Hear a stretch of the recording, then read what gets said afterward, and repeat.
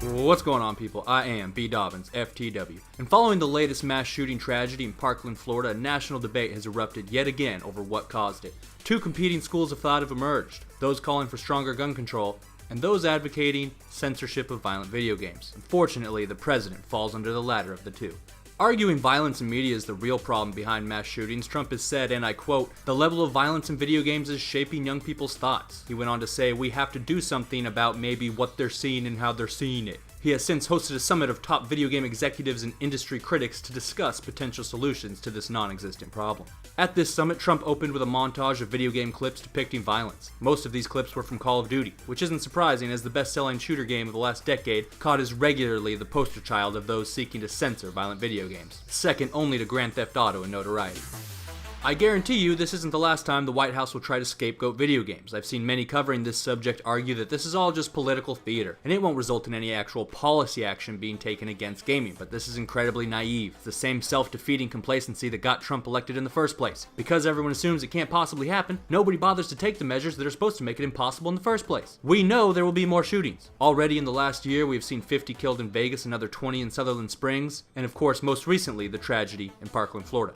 With each new shooting, the public pressure on politicians to do something grows. This is why Trump had to have this summit. Politics is about optics. He has to look like he's doing something even if nothing substantive results from the meeting, which everyone agrees it hasn't. But as the shootings continue, eventually the White House will have to be able to show voters something more than "we had a summit." And scapegoating violent video games is going to be their preferred course of policy action, because Trump has to thread a needle here. On the one hand, many Americans are demanding some kind of action to stop these horrific shootings, but his political base will punish anyone seen as pro-gun control. So going after video games is an easy out for him. He can look like he's doing something about the problem without offending his base. It is the textbook definition of a scapegoat, someone or something that is blamed for the wrongdoings, mistakes, or faults of others, especially for reasons of expediency. This problem is afflicting the Republican Party in general right now. And unsurprisingly, this is where we see most of the attacks on gaming coming from. Following the Parkland shooting, it was Republican State Rep. Robert Nardolio who proposed a bill to tax violent video games. Republican Governor Matt Bevin who said video games are forced down our throats under the guise of protected speech and are contributing to a culture of death. In the past, it was Republican Governor Arnold Schwarzenegger who passed a law banning the sale of violent video games to minors. Ironic, coming from the fucking Terminator. And of course, it is Republican President Donald Trump that is leading the push today.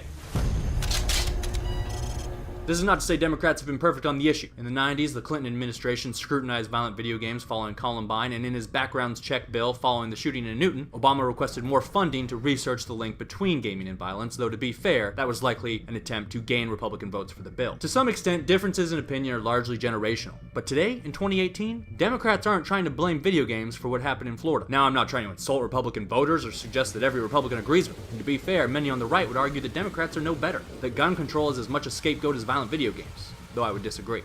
But what's frustrating about this is that there actually are some modest gun control measures that will have wide support among both gun control advocates and gun owners, including expanded background checks and raising the legal age you can buy a rifle, which could actually go a long ways towards preventing these horrific mass shootings. The Parkland shooter was able to buy his rifle legally, despite how young he was and despite the fact that he was receiving mental health treatment, had been expelled from school for violence, and the FBI had even been tipped off about him. People are outraged that nobody did anything without realizing nobody had the legal authority to, which some of these modest proposals with bipartisan backing could change. But the problem is the National Rifle Association, which takes a slippery slope view of any gun control legislation. They believe if one regulation gets passed, it will inevitably lead to more extensive gun control measures in the future. So they punish any politician that gives an inch. Trump actually supported raising the legal age at which you could buy a rifle, and made fun of politicians who didn't because they were afraid of the NRA. His words, not mine. Until a few weeks later when he walked back his support for it as well. Nobody wants to run afoul of the NRA. They spend a lot of money on elections, and there are many Republicans who won't vote for anyone who is seen, fairly or not, as soft on the Second Amendment. So politicians won't vote for even popular bipartisan legislation if the NRA tells them not to. As long as the NRA maintains this absolutist position, Trump and other Republicans will be stuck in this awkward position where they have to look like they are doing something while being super limited in what solutions they can actually explore.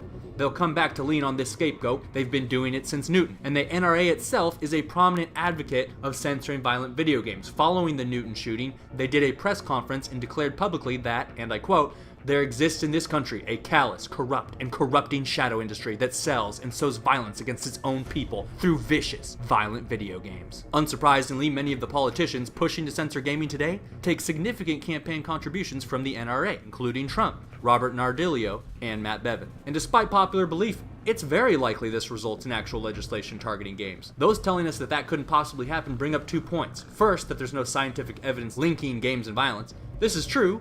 Over the last 20 years, researchers have studied this subject pretty thoroughly and have consistently found that gamers are no more likely to be involved in violence or crime than their non-gaming counterparts. We could spend an hour going over every bit of logic debunking the nonsense, but we don't need to because it's pretty simple. Every industrialized nation plays the same games we do. GTA and Call of Duty are just as popular in countries like Australia and the UK as they are here, and yet we are the only country, the only one, that has a mass shooting every few months. In Japan, where I think most of us would agree the games are typically more violent and more gory, they only had 6 gun deaths in 2014 compared to 33,000 here in the United States. Granted, we have roughly 3 times as many people as Japan, but 6 times 3 is still nowhere close to 33 fucking thousand. When we look at the data from a dozen different countries where gaming is a prominent industry, there is zero correlation between video game consumption and shootings. But it's important to remember this renewed push to censor video games is coming from a political party that isn't exactly known for accepting scientific consensus. It was only recently that they stopped trying to disprove evolution. It's the same party that to this day argues 97% of published climate scientists are wrong about global warming being real and or man-made. As Republican Congresswoman Vicky Hartzler told gaming executives during Trump's summit, and I quote, "Even though I know there are studies that have said there's no causal link, as a mom and a former high school teacher, it just intuitively seems that prolonged viewing of violent nature would desensitize a young person. In other words, their feelings could give a fuck about your facts." So there's no reason to think that the overwhelming scientific consensus that there is no link between violent games and shootings will dissuade them from legislative efforts to censor or tax video games. The second point people make while telling gamers to remain calm is that this issue has already been argued at the Supreme Court, where the court decided in favor of gaming. But the Supreme Court overturns its own opinions all the time. In fact, several of the justices who ruled games were protected speech have since passed away. There's very serious talk about President Trump appointing 2 or 3 more justices during his term. Many legal observers think entirely possible a decision as significant as Roe v. Wade could get overturned, outlawing abortion. And you think something as trivial as gaming is safe? Furthermore, legislators can get creative. Just because Schwarzenegger's game ban was struck down doesn't mean state legislatures won't be barred from taxing violent games like Representative Nardolio has posed. Legislatures are generally allowed to tax whatever commerce they want. Our video games could very well be more expensive in the coming years if we're not careful. You have 2 powerful lobbying groups, a president, governors, senators, state legislators, and even some grassroots behind this movement. You shouldn't underestimate it. And that's why it's important gamers stay pissed off about this and stay vocal about it. Because I promise you, this fight isn't over, and the consequences could be very real for gaming. Trump's savage montage was actually uploaded to the White House's YouTube page, where it went viral and ended up getting taken down, demonstrating the administration is wary of potential backlash from the gaming community.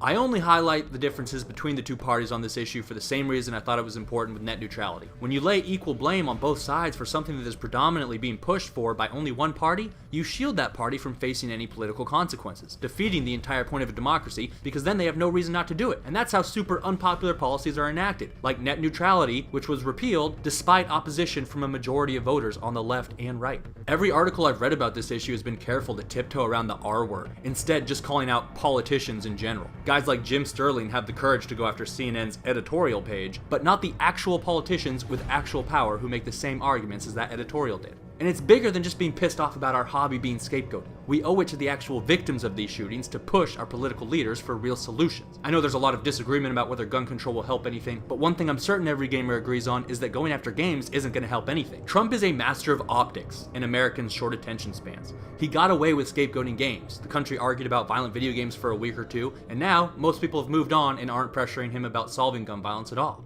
There will be another shooting. Don't let him distract people with this bullshit next time, because as long as he can, nothing constructive will ever get done, which is of course why he does it. Thanks for watching. Please remember to rate. This is Batman, signing out. That was no message. This is a message.